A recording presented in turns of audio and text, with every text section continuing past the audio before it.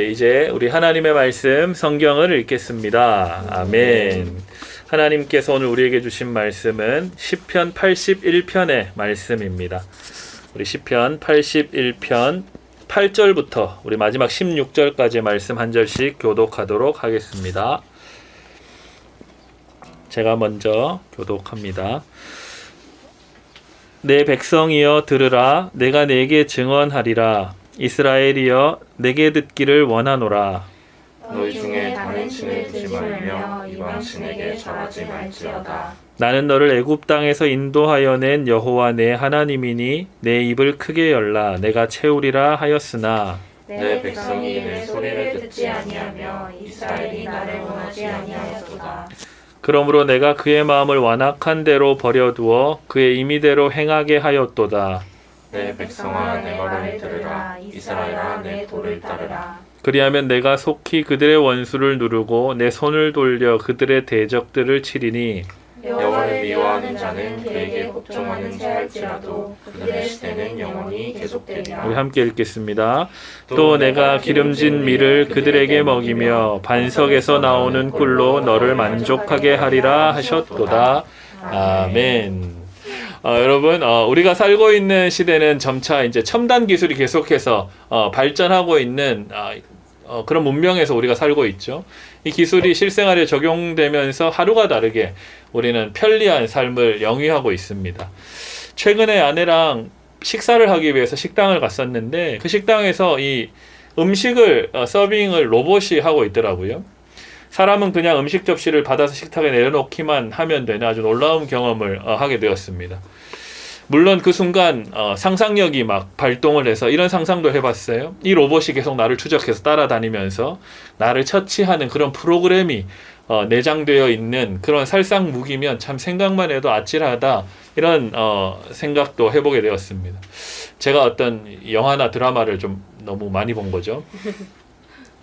이런 겁니다. 주문이 들어가면 그에 맞는 음식과 반찬들을 주방에서 이제 음식을 하시는 분이 열심히 조리를 해서 이 로봇 선반에 올려놓으면 이 선반이 알아서 그 주문을 한 테이블로 이동을 해서 멈춰 서는 거죠. 그러면 이제 그 음식을 받아서 내리면 되는 겁니다.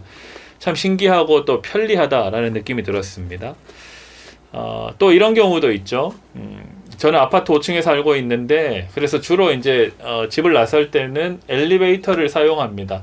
5층에서 타고 1층으로 내려오게 되는데, 그런데 이제 엘리베이터를 타려고 문 밖에 딱 나왔을 때 엘리베이터가 올라오고 있습니다. 기대를 하게 되죠. 근데 5층에 멈추지 않고 계속 올라갑니다. 꼭대기가 26층인데 그냥 한 10층 정도에서 멈추고 내려오면 내가 기다리겠다, 이런 마음이 드는데 멈추지 않고 20층을 돌파하고 26층까지 갈 기세가 보이면 저는 아쉬운 마음으로 계단을 이용해서 1층으로 내려가죠. 요즘에 그런 아파트들이 있다고 해요. 아직 막 이렇게 경험해 보진 않았는데 집을 나서기 전에 뭐 버튼을 누르면 엘리베이터가 자기 집 층에 멈춰 서 있는 놀라운 그런 기술이 있다고 합니다. 집에서 다 조정을 하는 거죠. 그러면 엘리베이터가 딴 데 있다가도 내려오게 되는 겁니다. 그러면 도착하면 뭐 소리가 난다고 해요. 그러면 이제 그때 바깥으로 나가면 아주 손쉽게 엘리베이터를 타고 바깥으로 나갈 수 있다는 거죠. 뭐 어디 이뿐이겠습니까? 사람 사이의 관계에 있어서도 이러한 어떤 미리 조정하고 또 통제할 수 있는 이런 일들이 벌어집니다. 좀 더 힘이 있고 관계적으로 위치가 높은 사람이 상대적으로 그렇지 않은 사람들을 조정하기도 하고 힘을 행사하기도 하는 거죠. 부모와 자식 간의 관계에서도 이런 일들이 일어납니다. 조정하는 일, 자녀를 조정하고 통제하는 힘을 행사하는 거죠. 물론 생각해보면, 우리 어린 시절을 생각해보면 우리를 사랑하는 부모님이 나의 안전과 내가 좀 더 건강하게 자랄 수 있게 하기 위해서 우리를 때로는 통제하기도 하고 때로는 우리에게 어떤 일을 시키기도 하고 이렇게 하는 거죠. 긍정적으로 영향력을 미치기도 하지만 또 어떨 때는 주로 부모님의 불안과 또 자식을 향한 어떤 욕심에 기초해서 자녀를 조정하기도 하고 통제하는 그런 영향을 미치기도 하는 거죠. 우리 삶에 이런 일은, 또 우리 관계에 이런 일은 참 빈번하게 일어나기도 합니다. 우리는 누군가의 개인적인 욕심과 불안에 의해서 조종당하고 통제받을 때는 기분이 좋지 않습니다. 왜냐하면 우리 존재는 기본적으로 조종당하기를 또 누군가로부터 통제당하기를 싫어하는 자유로운 존재들이기 때문에 그렇습니다. 사랑하는 청년 여러분, 우리는 때때로 그래서 이런 생각을 하게 되죠. 좋으신 하나님께서 나보다 힘이 있고 권세가 있는 누군가의 어떤 조종과 통제를 받는 것보다 나를 사랑하시고 나를 완전히 이해하시는 하나님께서 나를 다스려 주시고 좋은 방향으로 나를 조종해 주시고 또 위험한 일은 미리 통제해서 막아 주시면 참 좋겠다라고 생각할 때가 있습니다. 또 예전에 라오스 선교를 갔을 때 일입니다. 우리 청년부에 알콩이랑 달콩이가 있잖아요. 알콩이랑 달콩이가 있어요, 우리 청년부에. 그 중에 달콩이가 저한테 그런 선교 중에 그런 말을 했습니다. 우리가 라오스를 첫 해에 갔을 때는 주로 학교를 건축하고 있는 그때에 갔었거든요. 그러니까 뭐 건축 자재들 막 옮기기도 하고 그 건물 짓는 그 주변 정리를 하기도 하고 또 모내기를 하고 주로 우리가 몸으로 하는 일들을 참 많이 했었어요. 그런데 우리뿐만 아니라 인부들이 이제 건축을 주로 이제 하고 있었는데 벽돌을 나르는 기숙사동을 한 3층짜리를 짓고 있는 건물이 있었는데 두 사람의 인부가 그것을 하고 있더라고요. 한 사람은 1층 밑에서 있고 한 사람은 3층 저 위에 있습니다. 밑에서 벽돌을 3층으로 던집니다. 하나씩. 그럼 위에서 한 사람이 그 벽돌을 받아서 이제 일을 하는 거죠. 그러한 장면을 보게 됐습니다. 그것을 본 우리 달콩이가 너무 답답하기도 하고 또 안타깝기도 했는지 저한테 이렇게 묻는 거죠. 하나님께서는 이러한 좋은 일에 어떤 선교의 사역에는 좋은 장비나 좋은 기술력을 좀 동원해 주셔서 공사가 일사천리로 진행될 수 있게 해주면 안 되느냐 뭐 이런 질문을 하는 거죠. 일하는 사람을 제가 봐도 답답한 겁니다. 하나씩 그 벽돌을 던지고 또 못 받으면 떨어지고 뭐 이런 좀 알 수 없는 공사 현장이었어요. 한국에 비해서 일의 속도가 참 떨어지고 안타까운 마음에 그런 이야기를 하는 거였습니다. 그 하나님께서 그러니까 저한테도 동일한 마음이 들었어요. 하나님께서 그냥 어떤 개인의 어떤 이익을 위해서 하는 현장이 아니라 선교의 사역을 위해서 건축이 진행되는 그런 현장에는 그런 아름다운 일에는 기적적으로 일이 좀 이루어지도록 하나님께서 직접 개입해서 조종해 주시고 통제해 주시면 좋겠다라는 마음이 들었었습니다. 그런데 그런 일이 벌어졌을까요? 선교 현장에 막 기적들이 일어나야 되잖아요. 하나님께서는 결코 그렇게 하지 않았습니다. 우리가 그 라오스를 떠나올 때까지 그 두 명의 인부는 매일마다 그렇게 벽돌 한 장씩 던지고 받고 그런 일을 했었습니다. 이런 일이 또 있죠. 청년회 때 우리가 청년회 때를 살아가는데 같은 우리 세대잖아요. 그렇죠? 민망하네요 이제는. 우리 진로나 어떤 취업에 관해서 또 연애와 결혼 이 두 가지의 이슈는 참으로 청년회 때 중요한 거죠. 그래서 우리는 참 많이 기도합니다. 이렇게 기도하죠. 하나님 내가 무엇을 하며 살아야 할지 하나님 좀 저에게 알려주십시오. 응답해 주십시오. 그렇게 기도하죠. 예. 그렇게 기도하고 있는? 그리고 또 연애나 결혼에 관해서도 기도할 겁니다. 하나님 제가 누구를 만나서 연애하고 어떤 사람과 가정을 이루어야 하는지 하나님 알려주십시오. 개입해 주십시오. 하나님께서 인도해 주십시오라고 우리가 기도합니다. 기도 안 해본 청년들 아마 없을 겁니다. 그러면 하나님께서 뭔가 우리에게 딱 너는 이것을 해라. 너는 저놈을 만나라. 라고 정확하게 말씀해 주시면 참 좋겠는데 그런 기대가 우리에게 있지만 우리가 기도하지만 저도 기도해봤지만 하나님께서 명확하게 응답하지 않습니다. 하나님께서 명확하게 우리 삶에 개입해서 우리를 조종해 주시고 직접 우리 어떤 결정을 대신해 주시지는 않습니다. 오히려 우리에게 무한한 자유를 허락하실 뿐입니다. 그게 좀 아쉬운 일이죠, 우리에게. 그런데 성경을 보면 오늘 우리가 읽었던 시편의 81편 말씀도 그렇지만 성경 또 여러 다른 부분들을 보면 좀 이상한 느낌이 드는 구절들이 있습니다. 예를 들면 출애굽기 7장 3절 말씀이 있어요. 출애굽기 7장 3절인데 우리 한번 같이 읽어볼게요. 출애굽기 7장 3절입니다. 내가 바로의 마음을 완악하게 하고 내 표징과 내 이적을 애굽 땅에서 많이 행할 것이나. 아멘. 출애굽기 7장에서는 이런 상황이에요. 하나님께서 모세에게 이제 너희 백성, 그러니까 이스라엘 백성들을 데리고 나와서 하나님을 예배하는 민족이 되어라 라고 하나님의 계획을 모세에게 알려주셨어요. 출애굽의 계획이죠. 이때 하신 말씀 중에 방금 읽은 이 7장 3절에 보니까 첫 부분에 여기서 나는 하나님입니다. 내가 바로의 마음을 완악하게 하겠다. 이런 분명한 말씀이 기록되어 있어요. 하나님 당신께서 바로 이집트의 왕의 마음을 완악하게 하겠다 라고 말씀하신 겁니다. 그러면 하나님께서는 인간의 마음을 조종하고 통제하실 수 있다, 가능한 분이다 라는 말씀으로 들리는데, 왜 오늘 우리에게는 하나님께서 구체적으로 정확하게 하나님의 뜻을 알려주고 그 상황을 조종하고 통제해주지 않는지, 그 의문이 우리에게 생기는 거죠. 성경은 계속 말합니다. 이제 출애굽기 7장을 넘어서서 11장 10절의 말씀도 우리 함께 같이 읽어보겠습니다. 출애굽기 11장 10절은 거의 이제 10가지 재앙이 이제 진행되는 그 중에 또 하신 말씀이에요. 출애굽기 11장 10절입니다. 함께 읽습니다. 시작. 모세와 아론이 이 모든 기적을 바로 앞에서 행하였으나 여호와께서 바로의 마음을 완악하게 하셨으므로 그가 이스라엘 자손을 그 나라에서 보내지 아니하였더라. 아멘. 상황은 이제 9번째 재앙까지 이제 이집트에 내리는 상태입니다. 10번째 재앙을 앞두고 하신 말씀이에요. 여호와께서 분명하게 바로의 마음을 완악하게 하셨다라고 성경은 기록하고 있습니다. 다시 말하면 무슨 말이에요? 하나님께서는 인간의 마음을 하나님의 뜻대로 다 할 수 있다라는 말씀처럼 들립니다. 사람의 마음을 완악하게도 할 수 있다면 반대로 선하게도 만들 수 있겠죠.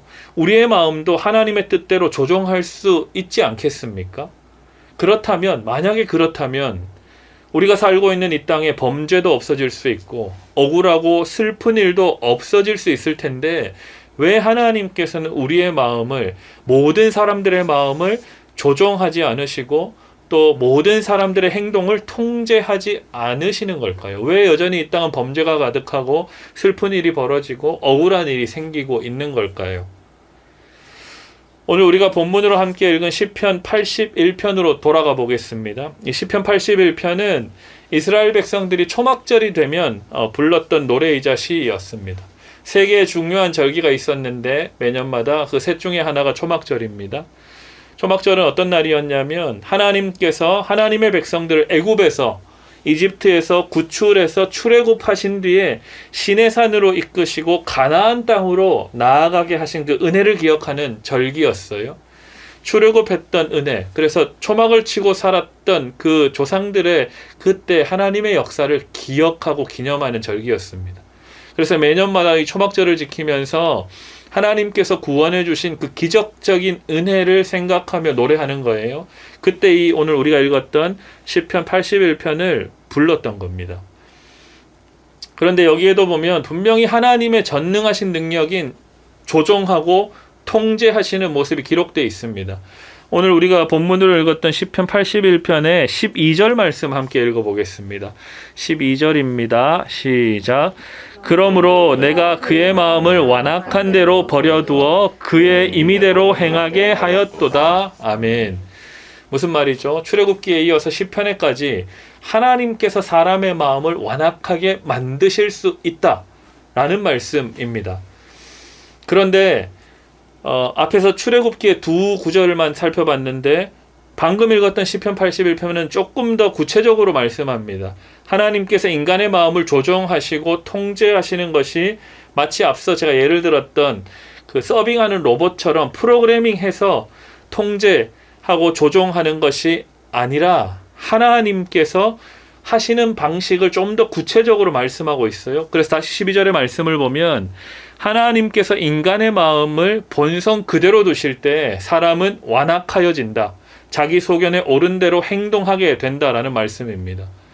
여러분, 이해가 되십니까? 좀 더 얘기해 볼까요? 하나님께서 인간의 마음을 하나님의 뜻대로 조종하거나 로봇처럼 통제하시는 것이 아니라 사람을 향한 이 하나님의 손길과 돌보시는 이 하나님의 사랑을 거두어 들이시면 인간은 그 원래 그 죄된 본성에 따라서 완악한 마음으로 자기 본성과 욕심에 따라 욕망에 따라 살아가게 된다라는 말씀인 거예요. 그러니 하나님이 우리의 마음을 조정하시는 분이 아니라 하나님께서 우리를 사랑으로 돌보시고 계신다는 거예요. 우리가 사랑으로 서로 사랑하며 살아갈 수 있도록 하나님께서 지키시고 지탱해 주시고 우리를 보호해 주시는 상황 중에 우리가 있는데, 하나님이 그 하나님의 능력을 거두어 들이시면 우리가 완악한 그 상황에 노출된다라는 것입니다. 좀 다른 의미인 거죠. 그래서 하나님께서는 거의 실제적으로 개입하셔서 인간을 막 이렇게 좌지우지하지는 않으시는데, 성경의 역사 가운데 몇 차례 하나님의 돌봄의 손길과 이 사랑의 기다림을 그만두신 적, 잠시 잠깐 그치신 적이 있습니다. 하나님은 영원히 우리를 사랑으로 기본적으로 이렇게 보호하고 인도하고 계신데, 제 눈에는 잠시 잠깐 성경의 몇몇 인물들에게는 하나님의 그 사랑과 기다림을 끝내신 적이 있다라는 거예요. 앞서 말씀드린 애굽의 바로가 그러했습니다. 바로도 하나님께서 창조하신 피조물인데, 하나님께서 하나님의 사랑과 하나님의 어떤 돌봄의 손길을 그쳤을 때 바로가 완악함에 노출되어서 모세와 그 이스라엘 백성들을 보내주지 않았다는 거예요. 뿐만 아니라 이스라엘의 초대 왕인 사울 왕이 있습니다. 사울 왕을 하나님께서 기름 부으셔서 왕으로 세우셨는데, 그 왕으로 세우신 것을 후회한다라고 말씀하신 적이 있어요. 사무엘상 15장 11절의 말씀인데 제가 한번 읽어보겠습니다. 사무엘상 15장 11절 이렇게 기록되어 있습니다. 내가 사울을 왕으로 세운 것을 후회하노니 그가 돌이켜서 나를 따르지 아니하며 내 명령을 행하지 아니하였음이니라, 이렇게 말씀하고 있어요. 또 사사시대를 살았던 우리가 잘 아는 삼손 있죠. 털이 많이 나신 분, 삼손이 있는데, 삼손도 하나님께서 이스라엘의 사사로 직접 삼아주신 거예요. 그래서 이스라엘이, 온 백성들이 죄에서 돌이키고 하나님 신앙을 회복하도록 힘도 주시고 능력도 주셨는데, 삼손이 그 하나님 주신 힘과 능력을 사사로이 자신의 욕망을 이루는데 계속 사용하는 것을 반복한 겁니다. 그러자 하나님께서 그 힘을 거두어 들이신 거예요. 그래서 힘이 다 빠져나간 그 일화가 사사기 16장에 잘 기록되어 있습니다. 이처럼 하나님께서는 대부분 이 하나님의 돌보시는 손길을 거두어 들이시면서 사람이 본인의 욕망에 노출되고 본인의 죄성에 따라서 살도록 내버려 두시는 방식으로 심판하시는 거예요. 하나님이 사람을 막 들어서 쥐 흔드는 것이 아니라 하나님이 계속 돌보시는 그 사랑의 그 은총을 잠시 거두어 가심으로 사람이 본래 자신의 욕망에 사로잡히게 된다라는 거예요. 이게 하나님의 배려입니다. 우리로 하여금 하나님 앞으로 다시금 새롭게 나오도록 하나님의 돌보심을 바라는 마음으로 매일매일의 삶을 살아가도록 우리를 인도하시는 하나님의 배려인 거죠. 우리를 멸망시키려는 하나님의 의도가 아닌 겁니다. 그래서 우리는 때마다 나 자신을 돌아보고 성찰해 가야 되는 겁니다. 하나님이 누구이신지, 우리를 향하여 보편적으로 하나님이 어떠한 생각과 뜻을 갖고 계신지를 우리는 말씀을 통해서 배우고 또 기억하는 것, 그것이 우리에게 참 중요한 일입니다. 다시 말씀드리지만 하나님은 결코 우리를 억지로 조종하거나 통제하시는 분이 결코 아닙니다. 오늘 본문 시편 81편 말씀에도 하나님께서 한 개인의 마음을 완악한 대로 버려두어서 자기 소견에 따라 행하게 했다라는 무서운 결정을 하시는 이유가 분명히 나와 있습니다. 우리가 아까 전에 12절을 읽었는데 그렇게 하신 이유는 9절과 10절 말씀을 보면 좀 더 확실해집니다. 우리 시편 81편 9절과 10절 말씀 같이 한번 읽어보겠습니다. 두 절의 말씀이에요. 9절 10절 함께 읽습니다. 시작. 너희 중에 다른 신을 두지 말며 이방 신에게 절하지 말지어다. 나는 너를 애굽 땅에서 인도하여 낸 여호와 내 하나님이니 내 입을 크게 열라 내가 채우리라 하였으나. 아멘. 그러니까 우리가 잘 아는 대로 하나님은 우리가 우상에게 절하는 것을 극도로 싫어하십니다. 다시 말해서 하나님을 신뢰하지 못하고, 그러니까 하나님이 나를 사랑으로 보호하시고 인도하고 계신다는 이 하나님을 신뢰하지 못하고 그 하나님의 돌보심에서 벗어나려고 하는 모든 행위가 우상 숭배인 거예요. 우리가 집에 불상을 놓고 이렇게 초를 피우고 이렇게 하는 것이 우상 숭배가 아니라 하나님이 나를 지키고 돌보시고 사랑하신다는 이 그 하나님의 돌보심을 신뢰하지 못하고 그것을 벗어나서 살아가려고 하는 모든 행동이 우상 숭배라는 겁니다. 그러한 시도가 계속될 때 하나님께서 우리를 우리의 욕심과 본능에 따라 살도록 내버려 두신다는 거예요. 돌봄의 손길을 순간적으로 거두실 때가 있다는 겁니다. 이게 정말로 무서운 일이죠. 하나님께서는 이처럼 끝없는 무한한 자유를 우리에게 주셨습니다. 그래서 우리는 때때로 이런 깨달음이 찾아올 때가 있습니다. 성령께서 깨닫게 하시는 거죠. 내가 멸망으로 끝나는 삶에 서 있구나 하는 깨달음이 찾아올 때 우리는 그 순간 엎드려서 하나님 앞에 자복하고 회개하며 돌아와야 하는 때입니다. 하나님께서는 스스로 깨닫고 돌아오는 이들을 신실하게 용납하시고 계속해서 받아주십니다. 그래서 성경은 곳곳에서 이러한 하나님의 심판과 하나님의 일하는 방식을 일관되게 말씀하고 있는 거예요.